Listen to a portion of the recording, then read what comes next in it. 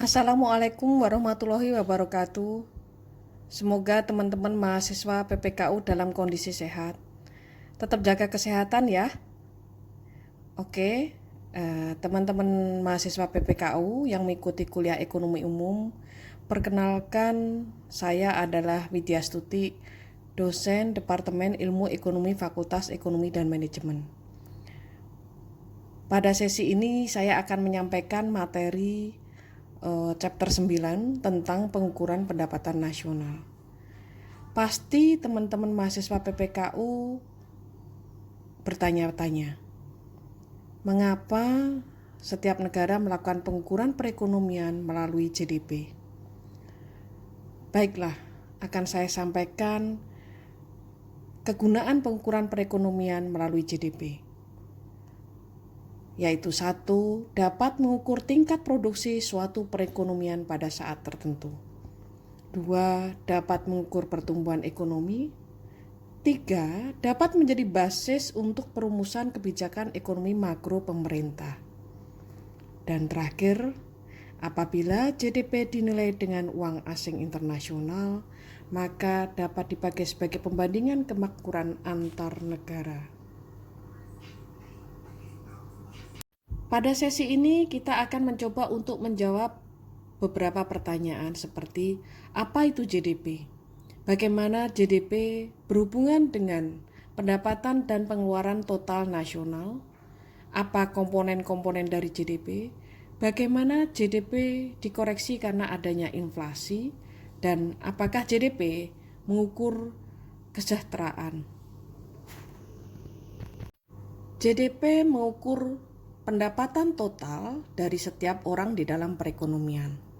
Di satu sisi GDP juga mengukur total pengeluaran untuk barang dan jasa. Dengan kata lain, income sama dengan expenditure. Sebab setiap dolar yang pembeli keluarkan adalah sama dengan pendapatan bagi penjual.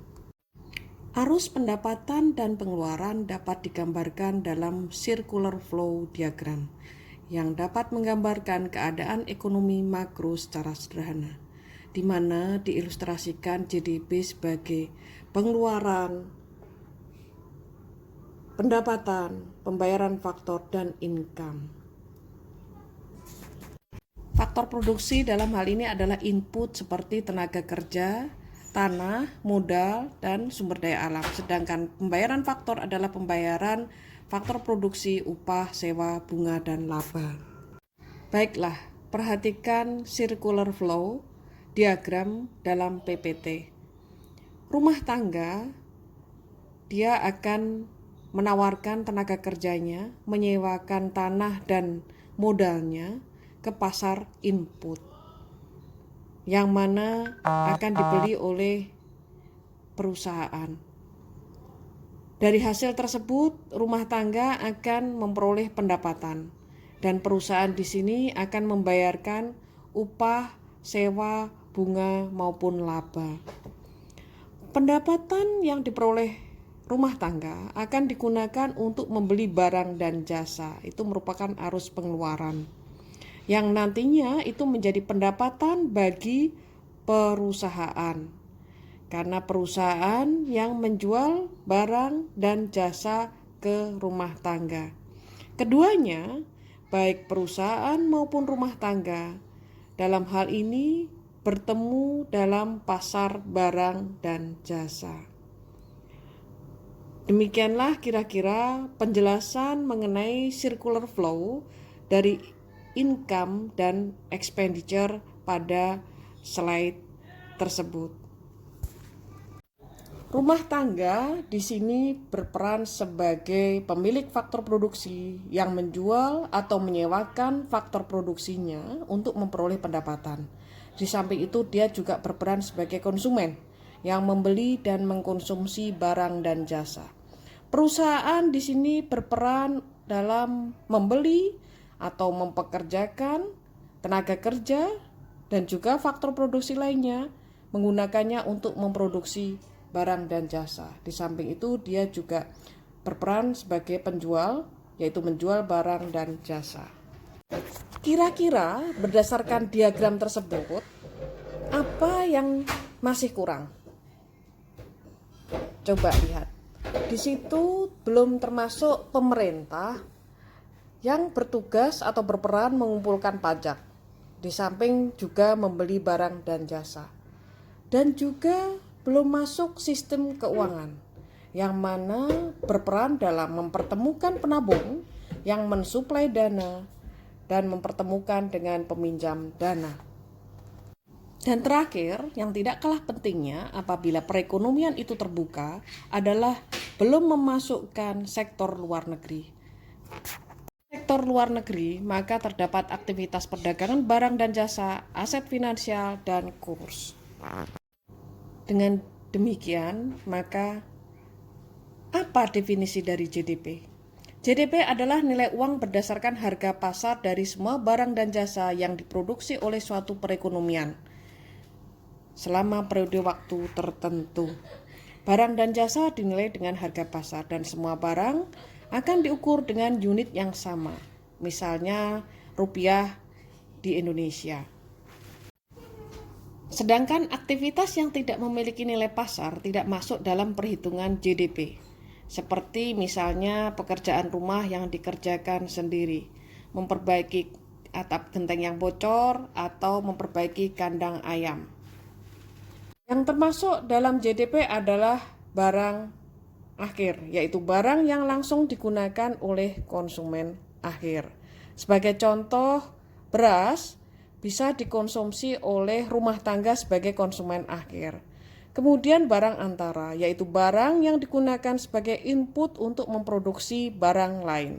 Sebagai contoh tadi beras tidak langsung dikonsumsi oleh konsumen akhir, namun diolah kembali menjadi tepung beras yang selanjutnya dapat digunakan sebagai input oleh perusahaan yang memproduksi kue-kue dari beras. Kemudian tangible goods sebagai contoh adalah televisi, handphone, mobil, dan lain sebagainya. Sedangkan intangible goods sebagai contoh adalah jasa tukang cukur, kemudian jasa pengacara, jasa dokter, bahkan seorang dosen juga masuk intangible good. Selanjutnya, apa yang perlu diketahui dari GDP? GDP mengukur nilai produksi yang ada dalam suatu negara. Apakah dilakukan oleh warga negara sendiri atau warga negara yang tinggal di negara tersebut. Ini tentunya berbeda dengan CNP yang nanti Anda untuk teman-teman mahasiswa PPKU yang dari Fakultas Ekonomi akan memperoleh penjelasan lebih lanjut. Selanjutnya, GDP memasukkan barang yang diproduksi sekarang, bukan yang diproduksi di masa lalu, seperti misalnya barang bekas. Kemudian biasanya dihitung per tahun atau per 3 bulan.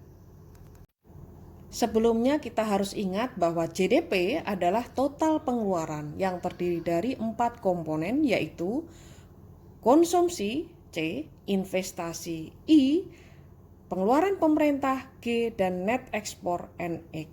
Maka komponen-komponen tersebut dapat kita notasikan menjadi Y sama dengan C, I, G, dan NX. Marilah selanjutnya kita breakdown masing-masing komponen dari GDP, yaitu konsumsi adalah total pengeluaran rumah tangga untuk membeli barang dan jasa. Sebagai catatan, untuk biaya rumah, bagi si penyewa, konsumsinya termasuk pembayaran sewa. Sedangkan untuk pemilik rumah, konsumsi memperhitungkan pengeluaran di mana pemilik rumah seolah-olah menyewa rumah, tetapi bukan harga pembelian atau kredit rumah. Selanjutnya, investasi.